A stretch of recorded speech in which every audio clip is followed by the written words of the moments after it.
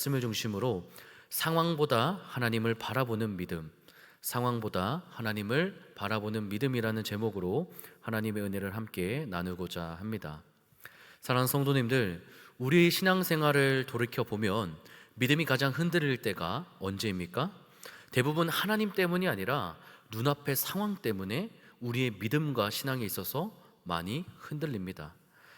예를 들면 건강검진이 결과가 좋지 않게 나왔을 때, 혹은 사업이나 우리의 직장에서 예상치 못한 어려움을 만났을 때, 그리고 우리의 자녀들과 가족들에게 문제가 생겼을 때, 하나님 앞에 오래 기도해야 했지만 응답을 받지 못했을 때, 이러한 상황 가운데 우리는 자연스럽게 하나님이 아닌 바로 그 주어진 상황을 바라보게 됩니다.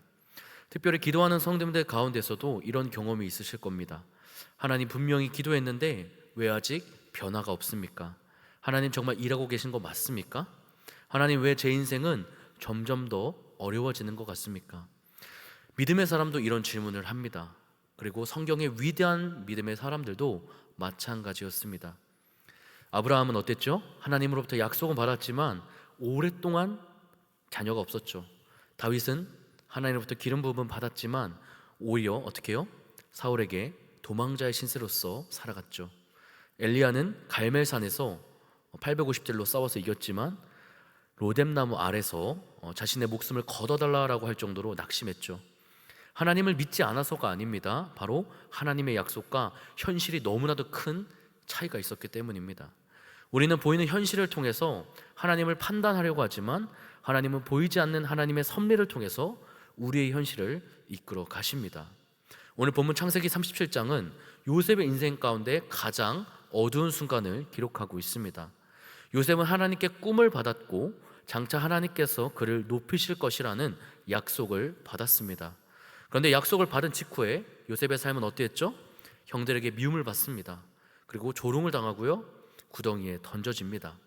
그리고 노예로 팔려갑니다.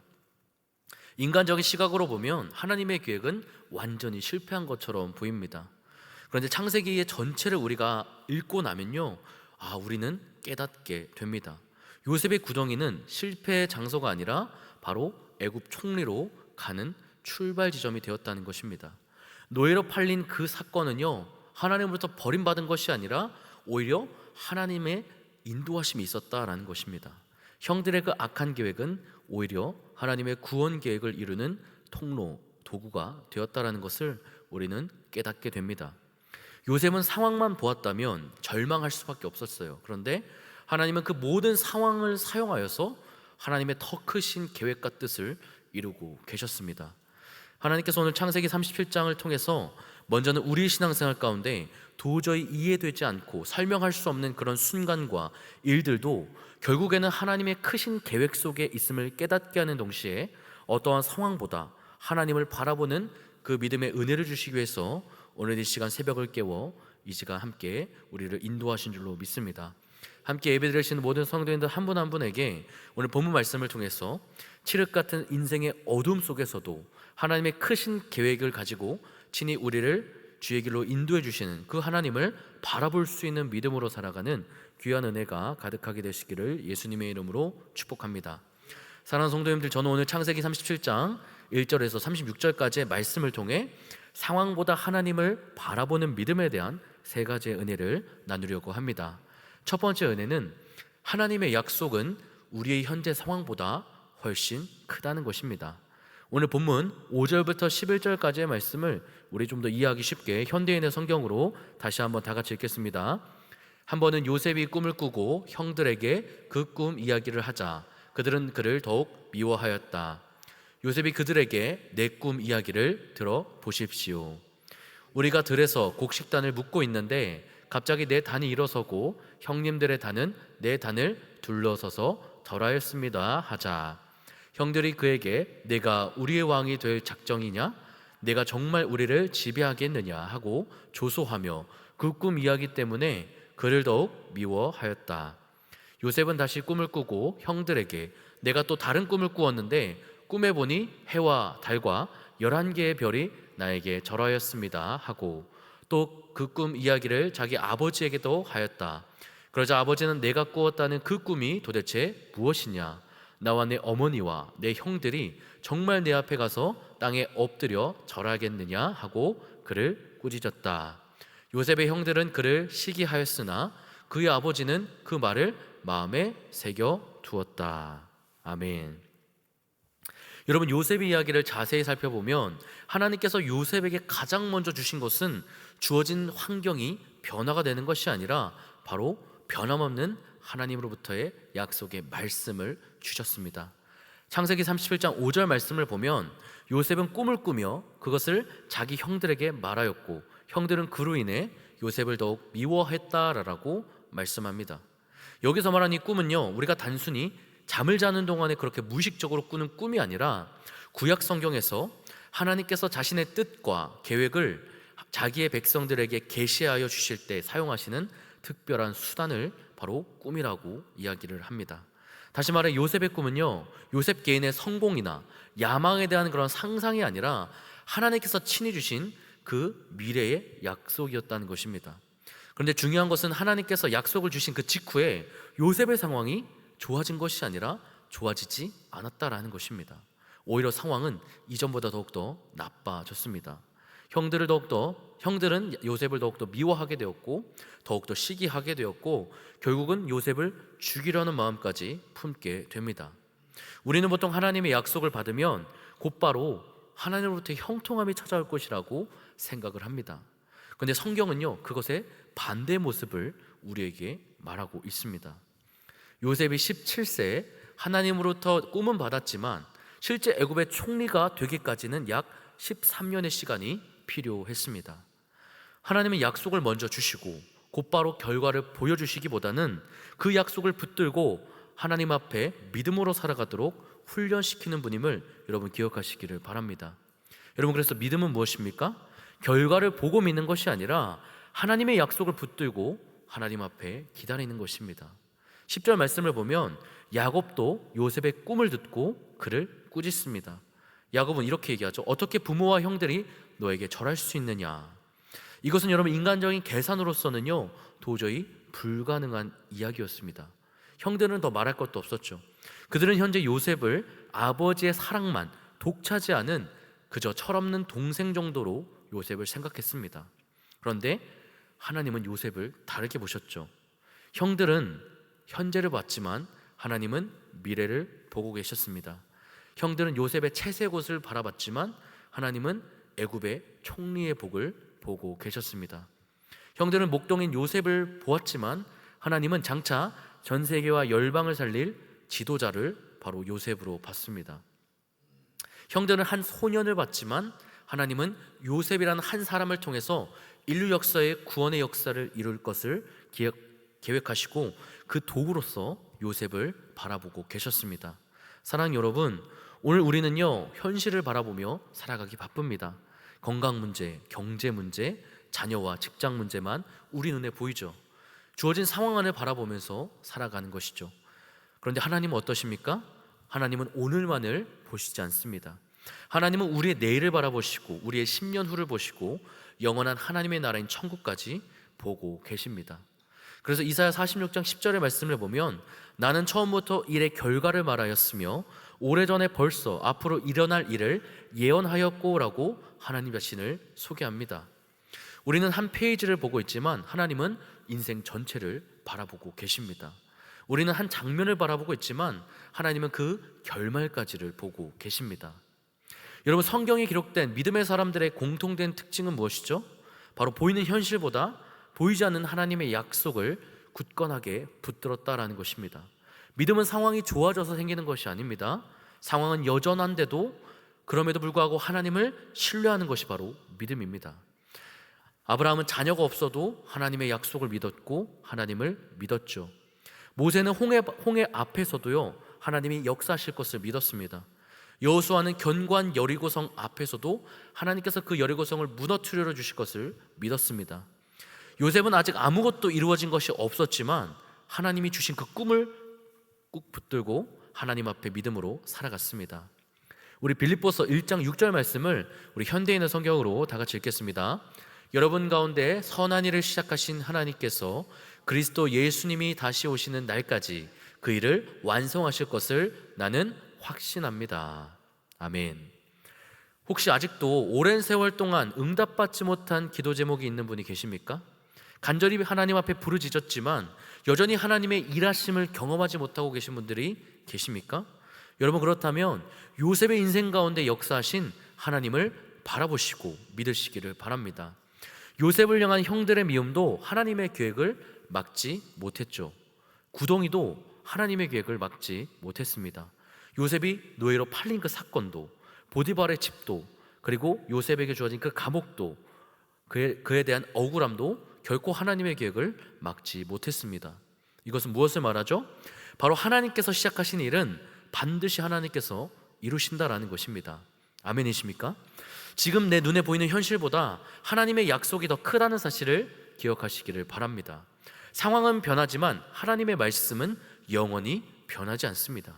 믿음이란 우리의 현실을 부정하는 것이 아니라 바로 현실보다 크신 그 하나님을 온전히 신뢰하는 것입니다. 상황보다 하나님을 바라보는 것이 바로 믿음이라는 것입니다. 요셉처럼 하나님의 약속을 붙들고 끝까지 하나님을 바라보는 저와 여러분이 되었으면 좋겠습니다. 두 번째 은혜는 하나님은 고난 가운데서도 일하고 계신다라는 것입니다. 오늘 본문 21절부터 24절까지의 말씀을 우리 현대인의 성경으로 다시 한번 읽겠습니다. 그때 르우벤이 이 말을 듣고 요셉을 구하려고 이렇게 말하였다. 우리가 그를 죽이지는 말자. 그를 이 구덩이에 던져놓고 그에게 손은 대지 말아라. 르우벤이 이렇게 말한 것은 요셉을 그들에게서 구출하여 그를 아버지에게 돌려보내기 위해서였다. 요셉이 형들에게 이르자 그들은 화려하게 장식한 요셉의 긴 겉옷을 벗기고 그를 구덩이에 던져 넣었는데 그 구덩이는 물이 없고 텅 비어 있었다. 아멘. 여러분, 우리는 종종 하나님의 역사는 형통할 때만 나타난다라고 생각을 합니다. 그래서 초신자나 신앙생활을 얼마 하지 않은 분들은 예수 믿으면 우리 인생에 레드카펫이 깔린 그런 평탄한 인생을 살 것이다 라고 생각하죠.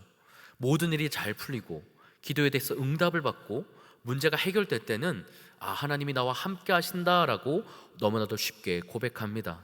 그런데 반대로 우리 인생 가운데 일이 꼬이고 계획이 무너지고 우리 인생에 이해할 수 없는 고난이 우리 앞에 찾아오면 하나님이 어디 있지? 하나님이 정말 계시는 거야? 라는 불신과 의심의 질문을 우리는 하는 것을 봅니다. 오늘 본문 속 요셉도 바로 그러한 상황을 맞이했습니다. 하나님의 꿈을 받은 지 얼마 지나지 않아서 인생의 가장 어두움을 만나죠. 인생의 최악의 순간을 경험하고 있다라는 것입니다. 18절 말씀을 보면 형들이 멀리서 오는 그 요셉을 향해서 그 꿈꾸는 자가 오는도다라고 이야기를 합니다. 여기서 형들은 요셉을요 이름을 부르지 않고 꿈꾸는 자라고 부릅니다. 여러분, 이것은 꿈의 주인, 꿈쟁이라는 의미입니다. 이것은 바로 요셉을 향한 형들의 비웃음과 조롱이 가득 담긴 표현입니다. 그리고 20절에서는 자 그를 죽이고라고 말하며 형들은 요셉을 죽이고자 하였습니다. 여러분, 요셉이 형들에게 잘못을 했습니까? 아무런 잘못도 하지 않았죠. 그저 아버지의 심부름을 받아서 형들을 찾아왔을 뿐이었습니다. 그런데 순종의 길이 바로 고난의 길이 되었습니다. 우리의 신앙생활도 이러한 요셉의 상황과 마찬가지로 우리는 어떻게 해서든지 하나님의 뜻대로 살려고 발버둥을 쳤지만 오히려 인간적인 손해를 바라보는 삶을 살죠. 거짓말을 멀리하라라는 하나님의 말씀에 순종하면서 우리가 정직하게 살았는데 오히려 사람들 앞에서 인정을 받지 못합니다. 주님의 마음을 가지고 그 사람에게 충성을 했는데 그 사람으로부터 오히려 오해를 받습니다. 열심히 기도했는데 우리의 상황과 문제가 이전보다 더욱더 커지는 것처럼 보입니다. 그때 우리는 하나님, 도대체 왜 이런 일이 우리에게 일어납니까? 나에게 일어납니까? 라고 하나님께 묻죠. 여러분, 고난은요 하나님의 부재를 의미하지 않습니다. 하나님이 나와 함께하지 않아서 그 결과로 고난을 받는 것이 아니라는 거죠. 오히려 지금 내가 겪는 그 고난은 하나님이 나를 향한 그 큰 깊은 계획이 시작되는 과정일 수도 있음을 기억하시기를 바랍니다. 본문 말씀을 자세히 읽어보면 이상할 정도로 하나님이라는 이름이 단 한 번도 등장하지 않습니다. 그리고 기도도 없고요. 하나님께서 보내시는 천사의 등장도 없습니다. 하나님께서 베풀어 주시는 이적과 기적도 찾아볼 수 없습니다. 오직 요셉을 향한 형들, 인간들의 악한 행동만이 등장할 뿐입니다. 그런데 놀라운 사실은 무엇입니까? 하나님은 그 모든 사건 뒤에서 일하고 계셨다라는 사실입니다. 22절의 말씀을 보면 르우벤이 갑자기 동생을 살리려고 합니다. 나중에 몰래 그를 구해낼 생각을 하는 거죠. 또 26절 말씀을 보니까 유다가 등장을 합니다. 그는 요셉을 죽인들 무엇이 유익한지를 물으면서 대신 그를 팔자고 제안을 하죠. 그리고 마침 그때 이스마엘 상인들이 요셉과 형들을 지나갑니다. 여러분, 이 장면은 인간적으로 보면은 우연의 한 장면처럼 보입니다. 그러나 믿음의 눈으로 보면 이것은 우연이 아니라 하나님의 섭리입니다. 우리는 우연이라고 부르지만 하나님은 그것을 하나님의 선한 계획이라고 부르십니다. 우리는 타이밍이라고 말을 하지만 하나님은 인도하심이라고 말씀하십니다. 나중에 보면 하나님의 그 이끄심이 우리는 알 수가 있는데, 이것을 우리 시편 105편 17절 말씀을 우리 현대인의 성경으로 다 같이 읽겠습니다. 시편 105편 17절 말씀입니다. 한 사람을 앞서 보내셨으니 종으로 팔린 요셉이었다. 아멘. 여러분, 시편 105편은요 이 요셉의 사건을 해석을 해줍니다. 특별히 이 시편 105편 17절 말씀을 보면 하나님께서 친히 앞서 보내신 한 사람이 있으니 그 사람은 바로 종으로 팔려간 요셉이었다라는 것입니다. 여러분, 놀랍지 않습니까? 창세기 37장을 읽으면 형들이 요셉을 은화 20개에 팔았다라고 이야기를 하지만 시편 기자는 하나님께서 그를 보내신 것을 이야기를 합니다. 형들은 요셉을 팔아서 자신의 유익을 얻으려는 악한 의도로 팔았지만 하나님은 그것을 사용해서 요셉을 애굽으로 보내셨다라는 겁니다. 여러분, 요셉의 입장에서 한번 생각해 볼까요? 요셉이 상황 속에 놓여 있을 때 하나님의 선한 계획을 알았을까요? 당시 요셉은 전혀 몰랐습니다. 구덩이에 앉아 있을 때도 몰랐고 상인들에게 끌려갈 때도 몰랐습니다. 노예시장에 서 있을 때도 몰랐던 것입니다. 그런데 수년이 지난 후 삶을 돌이켜 보니까 하나님이 한 걸음 한 걸음 자신을 인도하고 계셨음을 깨닫게 됩니다. 여러분, 요셉과 같이 우리의 삶도 마찬가지죠. 우리의 그 순간에는 이해되지 않는 순간이 참 많습니다. 왜 그 직장을 내가 잃게 되었는지, 왜 내가 그런 실패를 경험하게 됐는지, 내가 왜 그 질병을 겪어야만 했는지, 이런 것을 우리는 결코 알 수 없죠. 그런데 시간이 흐른 뒤에 우리가 돌이켜보면 그때 하나님이 나를 이끄시고 계셨구나라는 하나님 앞에 신앙을 고백합니다. 22절과 24절에서 나오는 이 구덩이는요 단순한 그런 웅덩이의 의미가 아닙니다. 그 이상의 의미를 가집니다.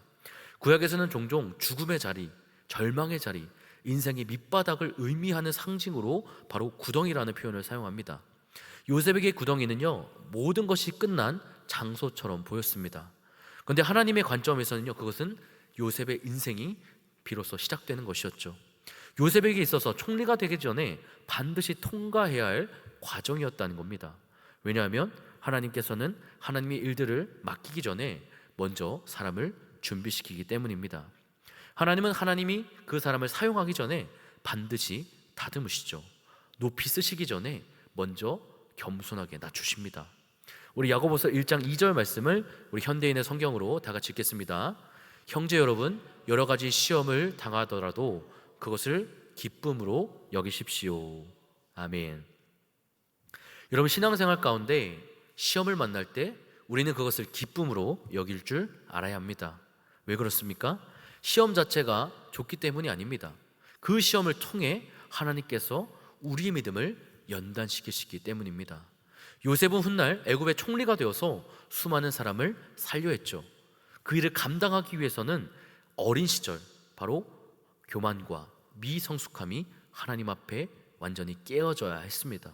형들의 미움도, 그가 닥친 구덩이도, 노예 생활과 억울한 감옥 생활도 모두 다 요셉을 나중에 높이 들어 쓰실 하나님께서 준비시키는 과정이었습니다. 우리는 고난에서 벗어나기를 원하지만 하나님은 고난을 통해서 우리를 변화시키기를 원하십니다. 우리는 우리의 주어진 상황이 변화되기를 원하지만 하나님은 먼저 사람을 변화시키십니다. 내게 주어진 그 시험을 기쁨으로 여기면서 보이지 않는 순간에서도 여전히 일하고 계시는 하나님을 온전히 신뢰하시기를 바랍니다. 마지막 세 번째 은혜는 하나님의 섭리는 인간의 악을 넘어서 역사한다라는 것입니다. 오늘 본문 31절부터 36절까지의 말씀을 우리 현대인의 성경으로 다시 한번 읽겠습니다.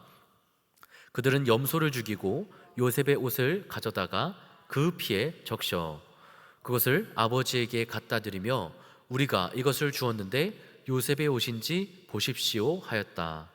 그러자 그는 그것을 알아보고 이것은 내 아들의 옷이다. 맹수가 그를 잡아먹었구나. 내 아들 요셉은 찢겨 죽은 것이 틀림없다 하고 통곡하며 자기 옷을 찢고 허리에 굵은 삼배를 두르고 오랫동안 아들의 죽음을 슬퍼하였다. 그의 모든 자녀들이 그를 위로하였으나 아무 소용이 없었다. 그는 내가 슬퍼하다가 저 세상에 있는 내 아들에게 가겠다 하고 계속 아들의 죽음을 슬퍼하며 울었다. 한편 미디안 사람들은 이집트에서 바로의 신하이며 경호대장인 보디발에게 요셉을 팔았다. 아멘. 여러분, 창세기 37장은 언뜻 보면 매우 우울한 이야기로 끝나는 것처럼 보입니다. 요셉은 형들에게 배신을 당하고 아버지 야곱은 아들이 죽은 줄로 알고 대성통곡합니다. 형들은 거짓말로 아버지를 속입니다. 악한 사람들이 승리한 것처럼 보이고 선한 사람은 고난을 당하는 것처럼 보이죠. 그런데 창세기 기자는요, 이 마지막 36절을 기록하면서 우리에게 아주 중요한 사실을 이야기를 합니다. 바로 이 이야기는 아직 끝나지가 않았다라는 것입니다. 요셉은 버려진 것이 아니라 하나님께서 정하신 그 다음의 장소로 이동하고 있었다는 것이죠. 인간의 눈에는 비극처럼 보이지만 하나님의 눈에는 하나님의 섭리의 과정이었습니다.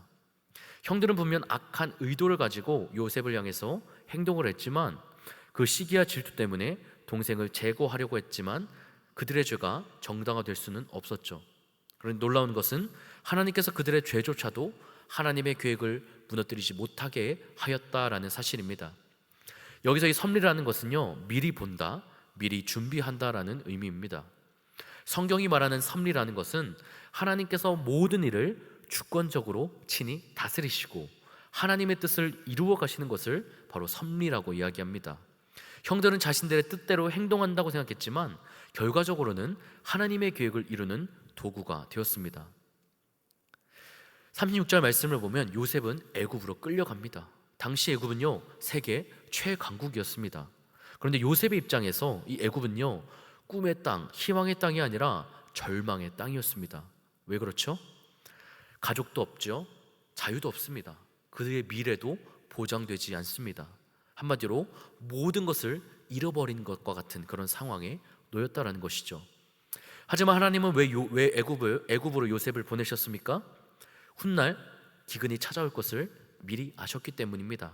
그리고 하나님께서는 야곱의 가족을 살리기 위해서 요셉을 애굽으로 보내셨습니다.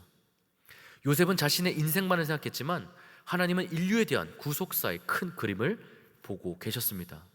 우리는 종종 이렇게 생각하죠. 왜 하나님은 나를 이런 자료를 보내셨을까? 왜 이런 일을 내게 허락하셨을까? 그 순간에는 이해되지 않지만 시간이 지나면 하나님의 뜻이 드러나고 깨닫게 되죠. 그래서 믿음은 무엇이죠? 주어진 상황을 이해하고 가는 것이 아니라 바로 하나님만을 신뢰하며 가는 것입니다. 창세기 37장의 결론은요, 사실 창세기 50장에 나옵니다. 우리 창세기 50장 20절의 말씀을 우리 현대인의 성경으로 다 같이 읽겠습니다. 형님들은 나를 해치려고 하였으나 하나님은 그것을 선으로 바꾸셔서 오늘날 내가 많은 사람의 생명을 구할 수 있게 하셨습니다. 아멘. 여러분, 창세기 50장 20절의 말씀을 보면 여기서 바꾸사라는 것은 계획하다, 설계하다, 의도하다라는 뜻을 가집니다. 여러분, 형들도 계획은 했지만 하나님도 계획하셨어요. 형들의 계획은 미움에서 만들어진 것이지만 하나님의 계획은 바로 인류를 향한 사랑과 구원에서 나왔습니다. 결국 인간의 계획보다 하나님의 계획이 더 크고 더 강했다라는 것입니다. 오늘 창세기 37장을 통해서 알아야 할 매우 중요한 사실이 있습니다. 바로 요셉의 이야기는 단순한 성공담이 아니라 사실은 장차 오실 예수 그리스도를 미리 우리에게 보여주는 하나님의 그림이라는 것입니다. 요셉이 형제들에게 버림을 받았던 것처럼 예수님도 자기 백성에게 배척당하셨습니다. 요셉은 은 20개 팔렸던 것처럼 예수님은 은 30개 팔리셨습니다. 요셉이 고난을 통해서 많은 사람을 살렸던 것처럼 예수님은 십자가의 고난과 부활을 통해 온 인류를 구원해 주셨죠. 여러분, 사람들은 예수님을 십자가에 못 박으며 하나님의 일을 방해한다라고 생각했지만 바로 그 십자가가 하나님의 가장 위대한 구원의 계획이 되었습니다. 그래서 베드로는 사도행전 2장을 설교하면서 그가 하나님의 정하신 뜻과 미리 아신 대로 내준 바 되었거늘이라고 이야기합니다. 다시 말해서 예수님께서 멸시천대받고 침뱉음과 채찍질 당하시고 십자가에 못 박혀 돌아가신 일은 전적인 하나님의 계획과 뜻대로 이루어진 일임을 말하는 것입니다. 여러분, 하나님의 섭리는 인간의 악과 실수보다 훨씬 더 큽니다. 사람은 나를 넘어뜨릴 수가 있지만, 환경은 나를 어렵게 만들 수 있지만, 예상치 못한 사건은 내 계획을 무너뜨릴 수가 있지만, 그 모든 것들이 하나님의 계획까지는 무너뜨릴 수가 없습니다. 하나님은 좋은 일만 사용하시는 분이 아니라 우리 인생의 아픈 일까지도 사용하여서 하나님의 선한 계획을 이루시는 분임을 기억하시기를 바랍니다. 사랑하는 여러분, 창세기 37장 마지막 장면에서 요셉은 애굽으로 노예로 끌려가지만 사실 그는 실패를 향해 가는 것이 아니라 하나님의 약속을 향해서 한 걸음 더 나아가고 있었던 것입니다. 요셉은 몰랐지만 하나님을 알고 계셨죠. 요셉은 결코 이해할 수 없었지만 하나님은 요셉을 향한 삶을 친히 계획하고 계셨습니다. 요셉은 울면서 애굽으로 갔지만 하나님은 요셉을 총리의 자리로 인도하고 계셨던 것입니다. 오늘 우리의 삶에도 이해되지 않는 일이 있다면 여러분, 낙심하지 마시기를 바랍니다. 지금은 보이지 않아도 하나님은 여전히 일하고 계심을 믿으시기를 바랍니다. 지금은 우리가 설명할 수 없어도 하나님의 섭리는 분명하게 진행되고 있는 것입니다. 상황은 하나님을 막을 수가 없고 인간의 악함도 하나님의 계획을 무너뜨릴 수가 없습니다. 요셉의 하나님께서 오늘도 우리의 삶을 동일하게 다스리고 계심을, 우리와 함께하고 계심을 믿으시며 상황이 아닌 하나님을 바라보는 저와 여러분이 되기를 예수님의 이름으로 축복합니다. 우리 가슴에 손 얹겠습니다. 하나님, 오늘 창세기 37장 말씀을 통해 이 새벽에 신앙생활 가운데 도저히 이해되지 않고 설명할 수 없는 상황 속에서도 하나님의 섭리와 하나님의 선한 계획을 바라보게 하시니 감사합니다. 어떠한 상황과 환경 속에서도 여전히 우리와 함께 하시며 여전히 일하고 계시는 하나님을 바라보는 저와 성도님들이 되게 하여 주시옵소서. 감사드리며 예수님의 이름으로 기도드렸습니다. 아멘.